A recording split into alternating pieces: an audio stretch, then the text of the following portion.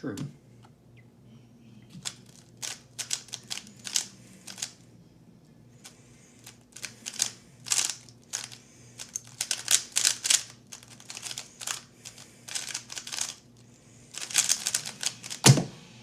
On solve 1, Caleb did white cross with yellow top, blue front.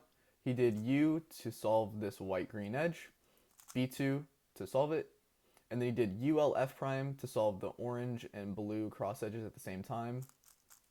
And then he did a U2 F R prime F prime to solve the last red edge. That was a 9-move cross solution, which any cross can be solved in 8 moves. So you can do something like this: 1, 2, 3, 4, 5, 6 to solve cross. That's the lowest move count one I found, but we will continue with his solution.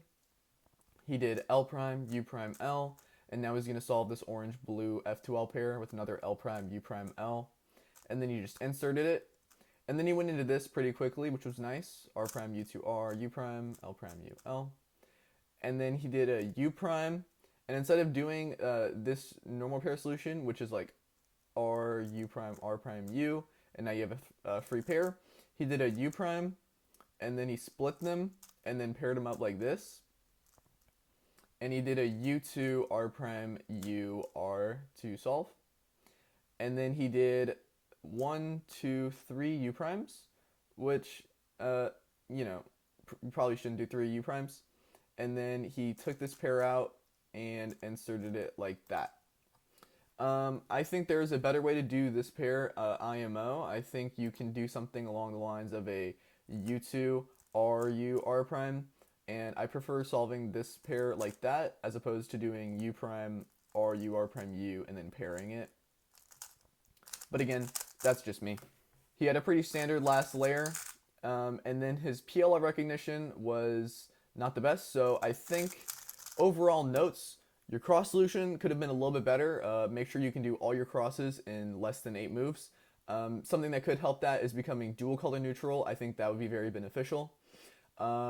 Obviously, try not to do 3 moves of the same turn. Just do the inverse. And especially don't turn if you don't know what you're trying to do.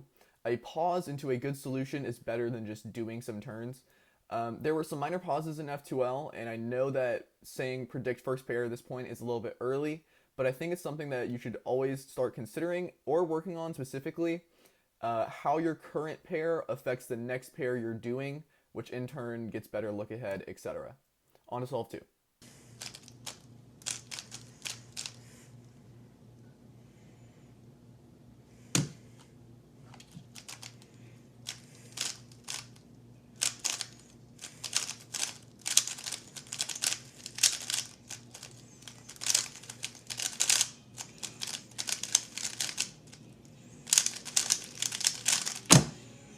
Caleb on solve 2 had yellow top, red front. He did white cross with an L prime, F prime, L to set these two relative, and then a D prime, F2, R prime, and now crosses a D2 away, so we did a D2. And then a little bit of a pause, he did this pair in the back, U prime rotate, he took out this pair, put it here, and then instead of inserting the free pair, which probably would have been better, or solving this pair a little bit differently, he did R, U prime, R prime to take just the corner out, U prime, R, U prime, R prime, U prime, and then he's just going to pair this up in the back, R prime, U prime, R, U prime, R prime, U, R. In this situation, I think it would have been better just to insert this pair and go into this, but if not, he could have just done this pair and then that, and it still would have been pretty alright. But then he got to this, and he rotated. He did R, U2, R prime, had a little bit of lockups, inserted this, U2, insert, and then he did the standard alg, which was fine, and then he did zoomer E-perm, which was really cool. I had some notes. The cross solution was pretty alright, actually. I think there were some better solutions, but it ended up with 2 free pairs, and it flowed really well. Yeah, I think you do need to work on your F2L efficiency and just taking out the corner when you don't need to take out just the corner. You can solve a case with a corner inserted into a slot. I think that's something that implementing would be very useful. Also, execution was a little bit locky. But that can just be helped by drilling your F2L and last layer algs. And then again, I think two-sided PLL recognition would be really good. I think you're taking a little bit too long to recognize PLL. But yeah, on to solve 3.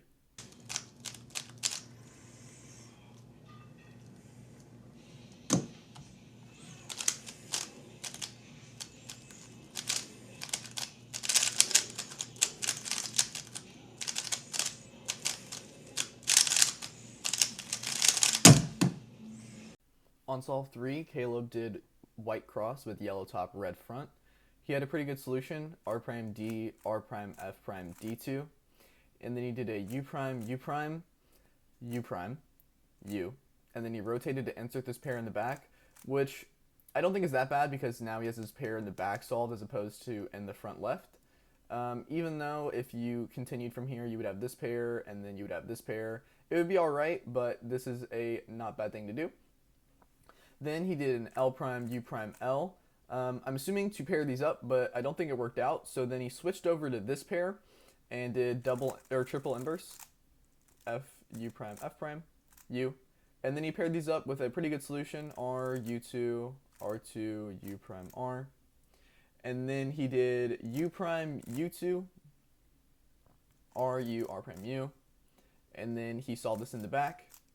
And then he had this OLL, which was a bit locky, I think. And then the J-perm was pretty good. It makes sense that the best solve actually had the best cross solution. And I think that if all your cross solutions were a little bit lower move count, you could probably expect more 11s. And then if you also worked on some F2L efficiency, maybe some sub 10s, there was a few unnecessary moves during the second pair solution. Again, you should probably try to avoid that. Also, I don't think it's a good habit to get into to try to solve one pair and then switch to another. Even if you're doing a pair without pauses, that's kind of bad. It's better than doing moves of one pair and then doing moves of another in the same solution. It gets a little bit lengthy. Also, I think, again, the way that you did the last F2L pair, you had it from this angle, you had it from here. You could have just done RUR prime and then F move insert instead of just this. But I think it gives a little bit better of a solution.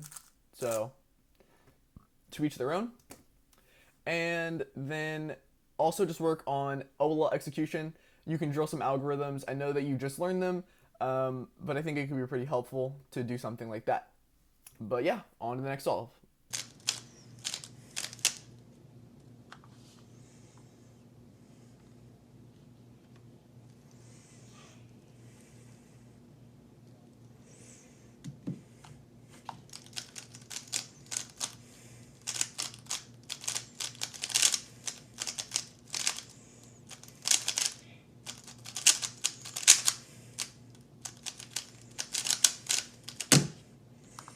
Solve 4, Caleb did white cross with yellow top, blue front. He did F prime, R prime, U prime, B2, D, U2, not the D. And then he did F, R, U, R prime, F2, D2. And then he did U, L prime, U, L. And then he did U2, U prime, because he didn't understand. He didn't see, look ahead, this pair to this pair. So he did R, U prime, R2, R, U prime, R prime, U2, R, U prime, R prime. And then he put the solve pairs on left, and he did U prime, U prime. And then he did R, U prime, R prime. And then he did this B move insert here, B prime, R, B, R prime. There's another way to do wide B solutions. Let me show you. So if we're in this situation, we can do something like wide R prime, U prime, R, U, M. So it looks like this, to insert a pair in back, as opposed to like that. There's a rotation and a regrip, so I don't know if it's the best solution. But then he moved on to the red-green. He did U prime, rotated, and then just solved this in the back, pretty standard. And then here he did U2, F sexy F prime, and then another F sexy F prime.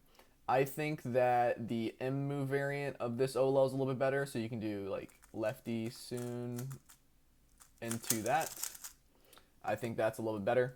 Also, whenever you finished your cross solution, it was a little bit long, and you had an opportunity to make an X cross here, which I thought you might have done, which would have been really cool. So if you see this corner here, you can do D, L prime, U prime, L, D to keyhole it, and then you preserve this free pair to keep it a 3-mover. But yeah, and then he just had PLL after his OLL, and that was a J perm.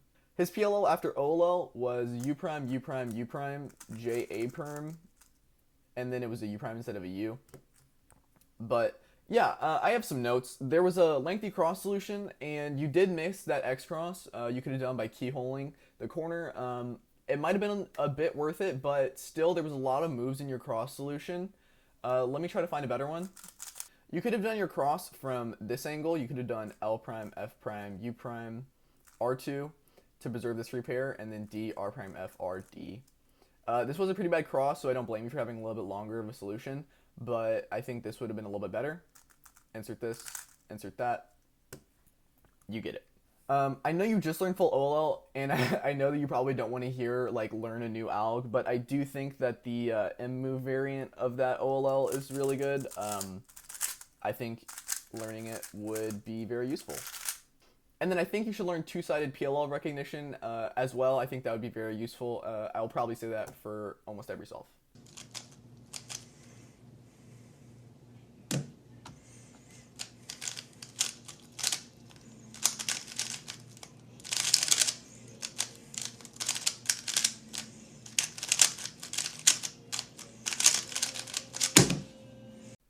On the last solve, Caleb did white cross with yellow top, blue front.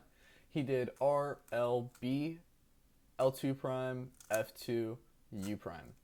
This was a really nice flow into this pair, so he rotated and inserted it. He rotated here, and then he did R prime U2, R2U, R2U, R. And then he put all of his pairs in the back, and he did this.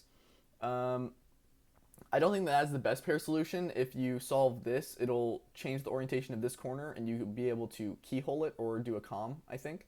So I think this was the better pair choice, but he ended up doing this. So he did U, R prime U, did this.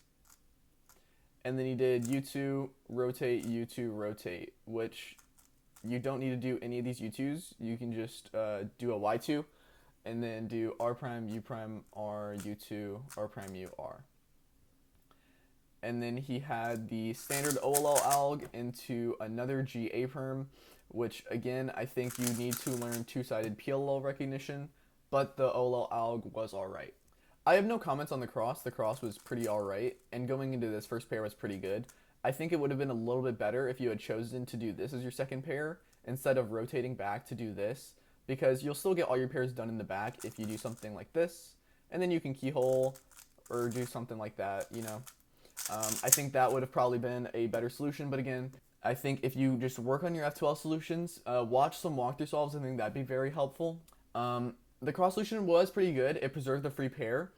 I think the green-orange was also a better choice for your third pair.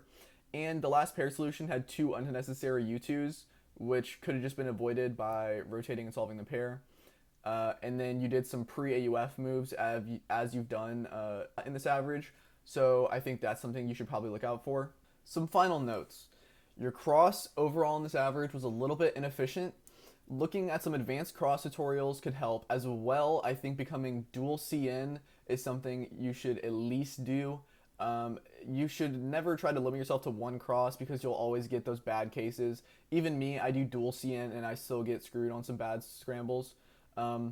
Your F12 solutions were also a little bit inefficient, and you had some unnecessary moves. I think those come from the fact that you don't have the best look ahead. So I think if you improved your look ahead, it would also improve unnecessary moves. Or just like do some solves with a cube and try to do the most efficient F2L as possible while keeping it ergonomic. But I do think efficiency is your number one priority. I think walkthrough solves could also improve it, or like I said, intuitively try to find better solutions. That'll give you an even better understanding of your F2L, and it will possibly improve your look ahead. And most of your LL algs were pretty good, but drilling algs never really hurt anybody. Your PLL recognition could be improved a bit. Personally, I never learned full-sided PLL recognition or two-sided PLL recognition, so don't really know what to tell you besides maybe try to find a tutorial, or you can use a PLL trainer and try to recognize every PLL without rotating.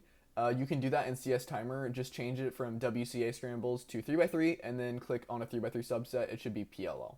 But yeah, I hope this was helpful, Caleb. I tried really hard to give you some good criticism, and I hope that you can improve and do really well.